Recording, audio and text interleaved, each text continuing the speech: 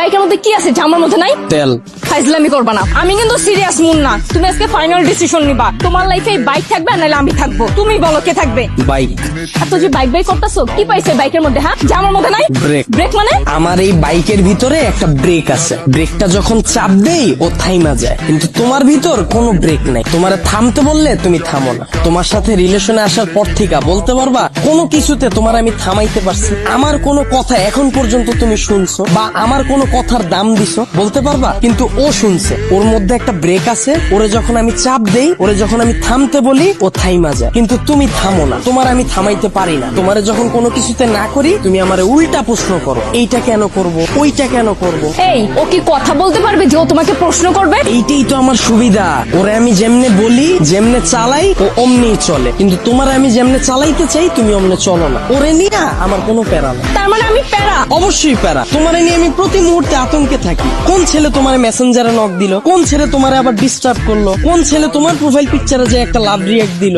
আমি যখন তোমারে বলি বাসা থেকে যখন বের হবা বোরকা পইরা বের হয়ে, তখন তুমি আমারে কি বলো? আমার গরম লাগে। যখন আমি বলি ফেসবুকে কোনো পোস্ট কইরো না, তোমার কোনো ছবি ছাইরো না, তুমি বলো তুমি আমার স্বাধীনতা নষ্ট করতেছো। তোমারে যখন আমি বলি জান তোমার ফেসবুকের পাসওয়ার্ডটা আমারে দাও, তখন তুমি কি বলো? তুমি আমার সন্দেহ করতেছো। কিন্তু দেখো ওর বিষয়টা, ওরে নিয়ে আমার কোনো প্যারা নাই। এই যে একটা জিপিএস ট্র্যাকার লাগাই নিছি, প্রতি মুহূর্তে আমি নিশ্চিন্তে থাকি। ওরে রাইখা যদি আমি কোথাও যাই, কেউ যদি এসে ওরে ধরে, ও চিল্লায় উঠে আমারে কল দেয়, ডেমো দেখবা, দাও হাত দাও। এই যে কল চলে আসছে। আবার তুমি দেখো যদি আমার কোনো ফ্রেন্ড বা আমার কোনো কাজিন আমার এই বাইকটা নিতে চায়, আমি নিশ্চিন্তে দিয়ে দিই। কারণ কি বলতো, আমার এই জিপিএস ট্র্যাকারের ভিতর লোকেশন সেট করা যায়, ও কতটুকু এরিয়ার মধ্যে থাকবে। আমার ফ্রেন্ড যখন এটা নিয়ে যায়, আমি একেবারে নিশ্চিন্তে ঘুমাই। কারণ এরিয়ার বাইরে গেলে আমার বন্ধু যাবে কিন্তু ও যাবে না। ও কতটা লয়াল একটু চিন্তা করো। কিন্তু তোমার দিকটা একবার দেখো, আমি যদি তোমারে রাইখা বিদেশে যাই, সুরঙ্গ ছবির মতো আর ফান্নিশের মতো অবস্থা হইব আমার। দেশে এসে কি দেখুন জানো, আমার বন্ধু তোমার নিয়ে বাইকে গেছে। এখন তুমি বল, বাইক রাখলে ভালো হবে না গার্লফ্রেন্ড? এত যে বড় বড় কথা বলতাছো, আমাকে নিয়ে লাস্ট কবে বের হইছো মনে আছে তোমার? তোমারে নিয়ে বের হয়ে আমার কোনো লাভ আছে? তোমারে নিয়ে বের হইলে 8-10টা মেয়ে যদি তাকায়, তাও মুখ ফিরিয়ে যায়। চিন্তা করে এটার লগে তো একটা আছে। কিন্তু যদি আমার এই বাইকটা নিয়ে বের হই, 8-10টা মেয়ের সিরিয়াল লেগে যায়। এখন তুমি বল, তোমারে চুজ করা ঠিক হবে না আমার বাইকটাকে? এত যে বাইক বাইক করতেছো না, এই বাইক একদিন তোমার জীবনটা খাইবো। তাও ভালো, ভিতরে কোনো কষ্ট থাকবো না, গেলে গা একবারে যাবো গা। মানে? তোমার লগে রিলেশনে যাওয়ার পর থেকে